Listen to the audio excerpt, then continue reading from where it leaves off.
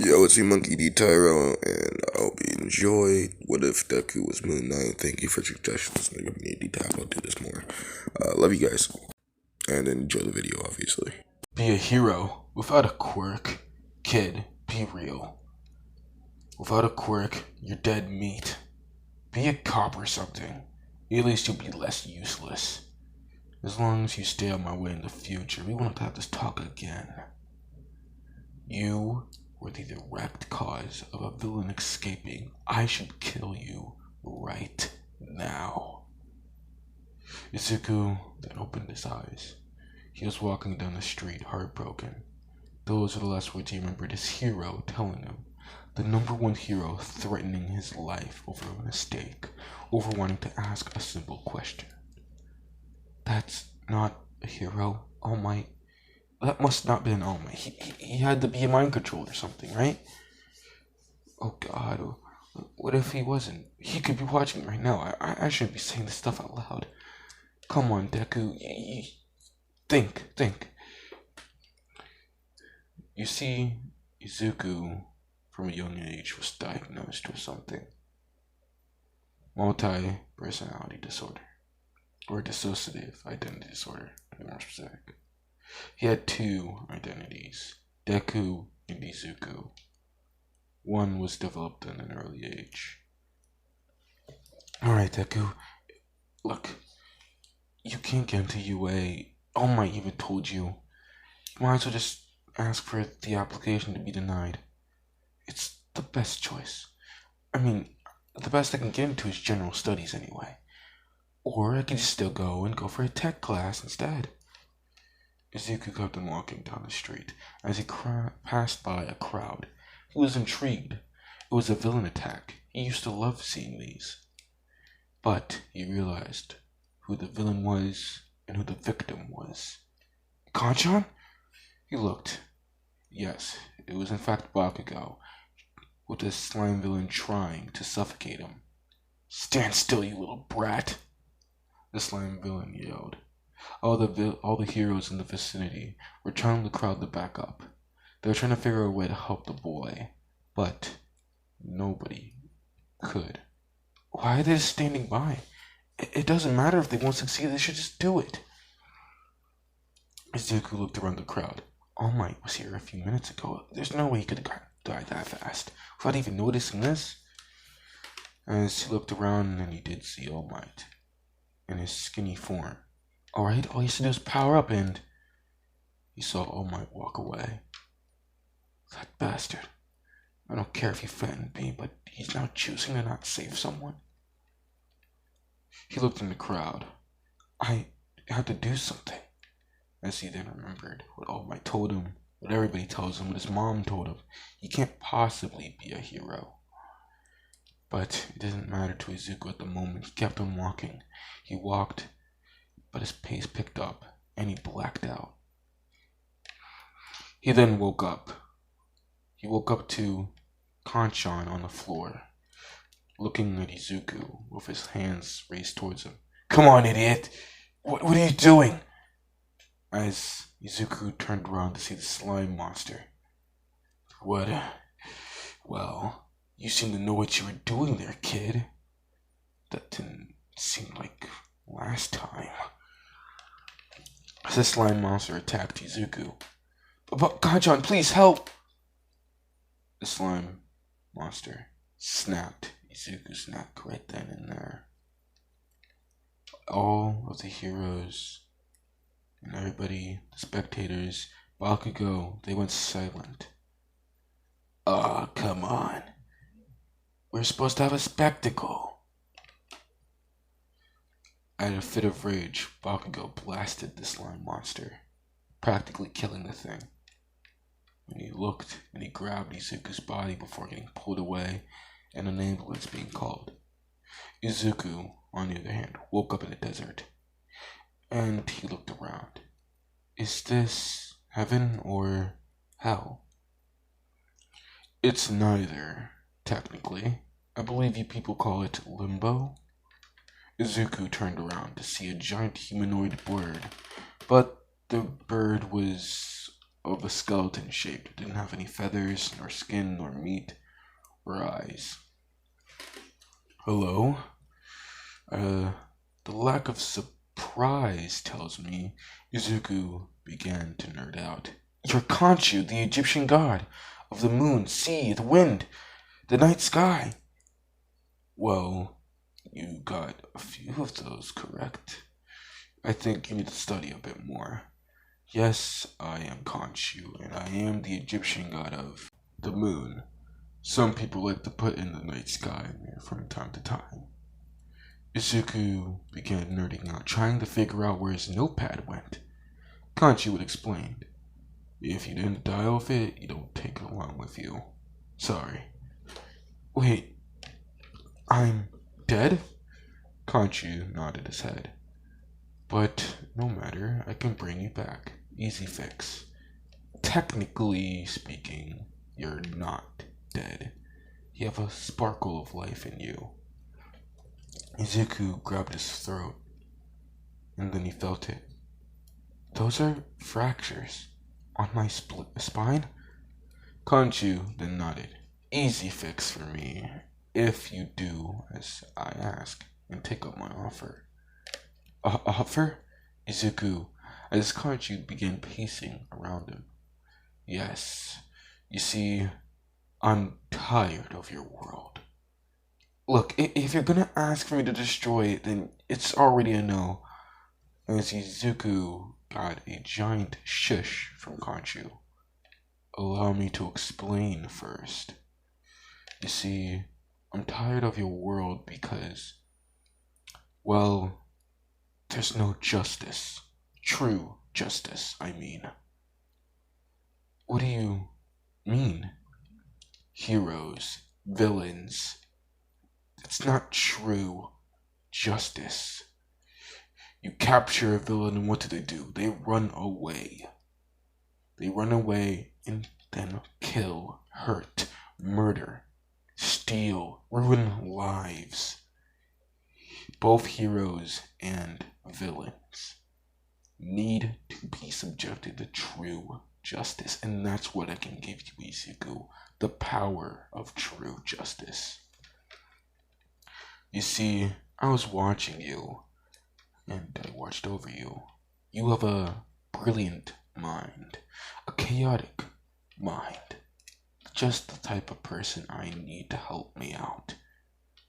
You see, Izuku, I saw the way All Might walked away. It wasn't because he couldn't help, he very well could, it's because he wasn't bothered. He doesn't understand true justice. He blamed you for the loss, but it shouldn't have been on him. He should have been the one to be more secure about the villain, not put it into a soda bottle. He should have killed him on the spot right then and there for almost trying to murder someone. That's why, Izuku, I need your help. Izuku looked at Khonshu. He began thinking. You're right. True justice, right? Then I accept. Khonshu clapped his hands. Good, good. You'll be getting powers. Don't worry, you don't really need to train them. I'll help you out. It's almost like you've had them your whole life. Khonshu then began to make the sand around Izuku pretty much form around him into like a tomb-like thing. Then Izuku woke up on a hospital bed.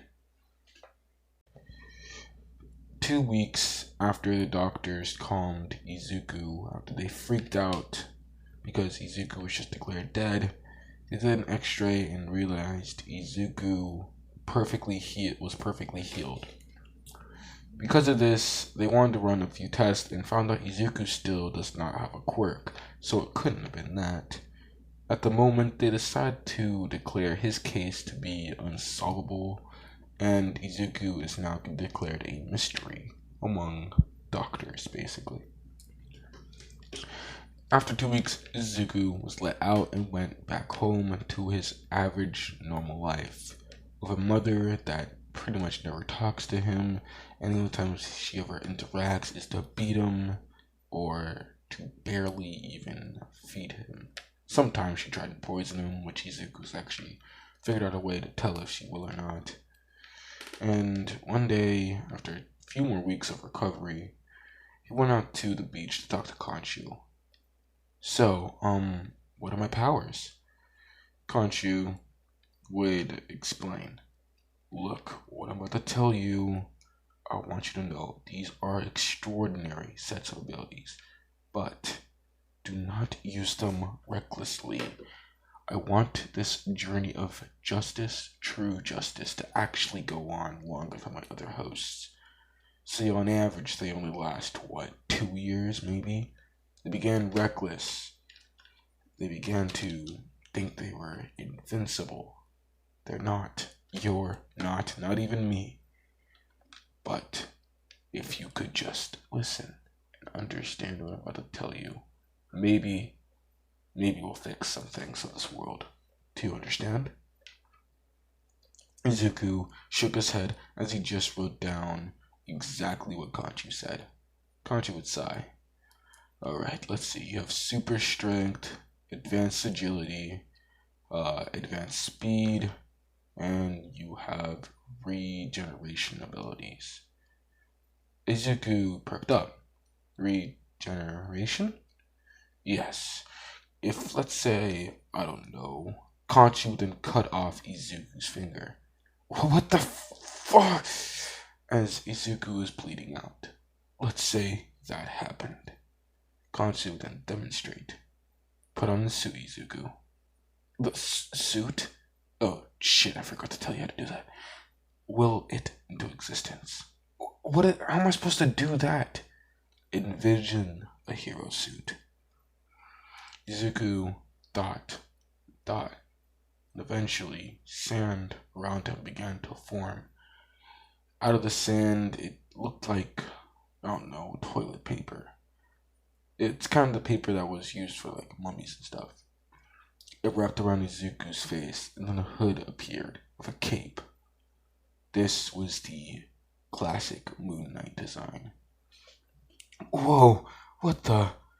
As Izuku would then see his finger, sand would form around it. Then the sand would shape into flesh. Then the same fabric wrapped around Izuku's fingers. Holy shit! Khonshu then looked. Well, it's a lot different from the others, but I like it. It looks unique. It looks better. Anyway, this is your suit. See, you only get these powers when the suit is on. I'm sorry, what? When the suit is on, these powers are yours. Khonshu made it very clear to Izuku. He only gets these powers when the suit is on. He even repeated it a few more times, just to hammer it in. Izuku then asked when Khonshu and him are going to begin their journey of justice. Khonshu then looked into the distance. Now, Izuku stuttered. I'm sorry, what? Now? No. Khonshu looked down. I believe in you. Izuku then began to panic. Believe is bullshit, man. I don't even know how to fight. Khonshu then walked by Izuku. You don't really need to figure it out. It kind of comes natural with the suit. Well, somewhat. You could figure it out. It's just a few punches, a bit of jabs. Oh yeah, and you get your very own weapon. So even if you don't know how to fight, just swing it around a few times. Maybe you'll win a few. Besides, you got like regeneration, right? Izuku began to breathe. I'm sorry, weapons? As Khonshu would then look around Izuku's entire body. Right on your chest. Those crescent-shaped things. Izuku would look, and he would realize that the crescent-shaped blades were actually brass knuckles, like bladed brass knuckles. Holy, ooh, these look sharp. Khonshu then looked towards the distance. Hosu City, correct? Deku looked up. I'm sorry, what? Hosu City, is that what you guys call it? Remember, I've been watching you. I know you know who's in Hosu right now. Izuku then looked at Kanchi's direction. But, I mean, shouldn't we start off small? I mean, fighting someone like him? No. No. Starting off small, that's not how you get things done. You always go for something of the middle class. Maybe even a bit of high. We're going to Hosu City now. Izuku would then state, oh, how the hell am I supposed to get there? I'm not a rich superhero. Everybody's gonna be looking at me weirdly. You can take off this suit. You don't have any enemies at the moment. Izuku then pulled the suit away, began walking. Izuku would have gotten off the train and stopped at Hosu City. Izuku looked at Kanchi. What am I supposed to do from here? Kanchi then sighed. I can't hold your hand, but I can point. As he pointed towards a general direction. What help you are? How am I supposed to find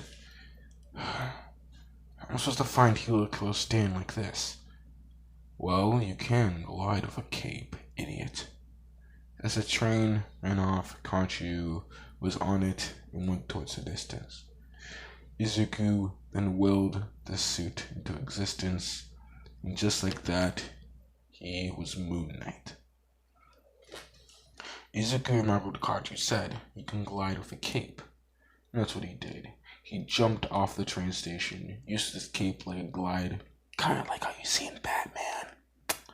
And then he glided towards the general direction.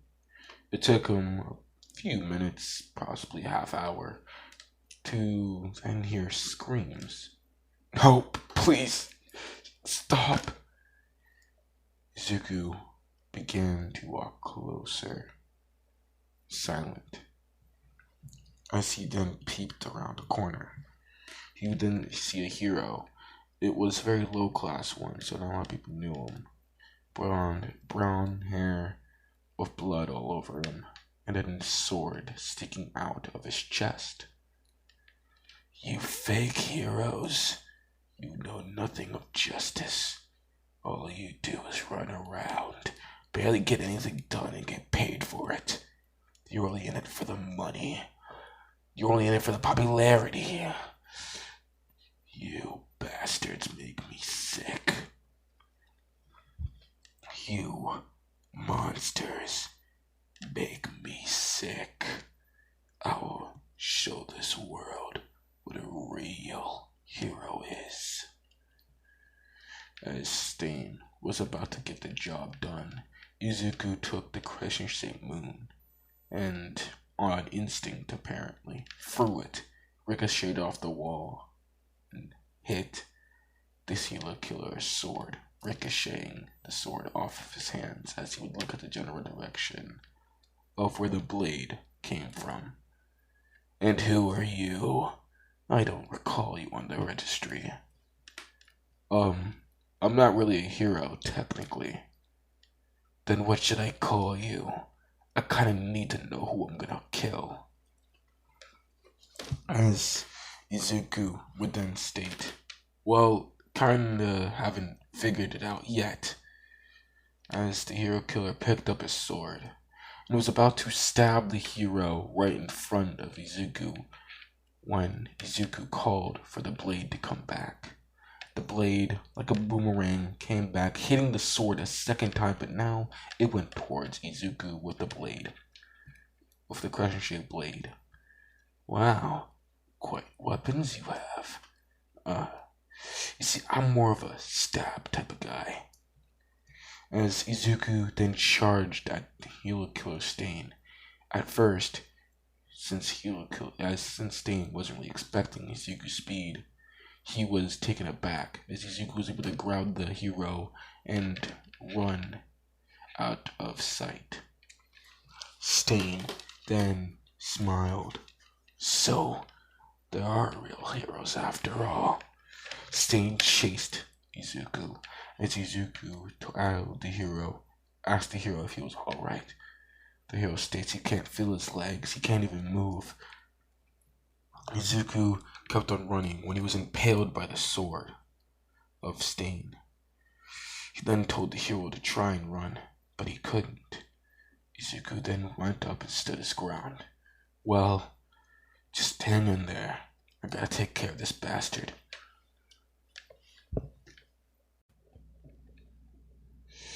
We then see Izuku pretty much stanced up to Stain. They're eye to eye. Stain and Izuku would emerge in combat. At first, this became second-hand to Izuku somehow, like his body was already prepared for it.